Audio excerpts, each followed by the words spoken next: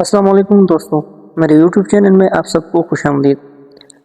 दोस्तों, हम आज बात करेंगे कल मौलाना साहब के प्रेस कॉन्फ्रेंस के बारे में जो उन्होंने पेशावर में की, और जिसमें बहुत सारी बातों की तरफ हज़रत मौलाना फजल रहमान साहब ने इशारा भी किया और कुछ गिले भी की रियासत से।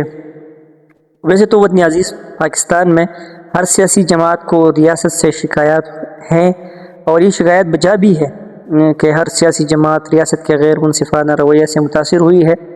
दूसरी तरफ अगर देखें तो मजहबी तबके के साथ रियासत के मामदाना रविश सियासी जमातों से भी बढ़कर है। यूँ कभी सियासी जमात ज़ेर-ए-आताब होती है तो कभी मजहबी तबका ज़ेर-ए-आताब होता है। ऐसे में JUI दोहरे जुल्म का शिकार होती है। बतौर सियासी जमात भी ज़्यादती की जाती है और बतौर मजहबी जमात भी।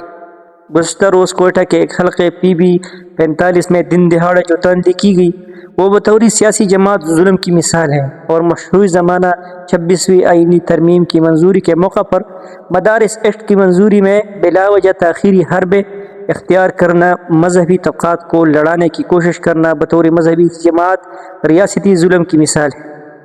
इसके बावजूद JUI की क़यादत अपने कारकुनों को रियासत, जमहूरी निज़ाम और पार्लिमानी सियासत से बगावत या मुतनफ़िर करने का दर्स नहीं देती, बल्कि अपने अकाबिर के अक़ीदे और नज़रिए के साथ जुड़े रहने और अकाबिर के मनहज पर रहते हुए इसी निज़ाम के अंदर जद्दोजहद का दर्स देती है। आज पेशावर में JUI सूबे खैबर पख्तूनख्वा के ज़ेर एहतमाम इस्तक़बालिया तक़रीब में क़ायदी जमीयत ने किस कदर खूबसूरत ताबीर के साथ यही बात कारकुनों के सामने रखी। हमारे मुल्क की जमहूरियत और पार्लिमानी सियासत यकीनन कोई मयारी नहीं है। इस पर हज़ारों सवालात उठ सकते हैं और उठ रहे हैं, लेकिन अगर हम मुसलमान होते हुए दीन इस्लाम के हवाले से हमारी ज़िंदगी में कोई कमज़ोरी आ जाए तो क्या हम इस्लाम से दस्तबरदार हो जाएंगे कि मुसलमान कमज़ोर हो गए हैं? इस्लाम पर इनका अमल कुरान बराए नाम रहा है। हम बराए नाम मुसलमान हैं, इसलिए इस इस्लाम से हम दस्तबरदार होते हैं। कमज़ोरियों की बुनियाद पर अक़ीदे और निज़ाम से दस्तबरदार नहीं हुआ जाता, बल्कि इसके इस्तेहकाम और मुअस्सर बनाने के लिए जद्दोजहद जारी रहती है। अल्हम्दुलिल्लाह, वो जद्दोजहद आज भी जारी है और कल भी जारी रहेगी।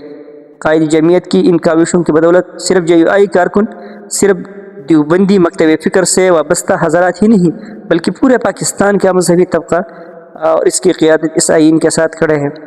रियासत को कायद की इस तर्ज़ अमल को भी देखना चाहिए और अपने दोहरे जुल्म पर भी नज़र रखनी चाहिए, क्योंकि कायद ने बार बार अपने वफ़ादारी का इजहार किया कि मजहबी तबक़ात कितने ही इस मुल्क के वफ़ादार हैं। आज अगर उलमा पाकिस्तान से वाबस्ता हैं, आइन से वाबस्ता हैं, कानून से वाबस्ता हैं, मुल्क के साथ वफादारी का इजहार कर रहे हैं, फिर सज़ा किस चीज़ की उनको दी जा रही है?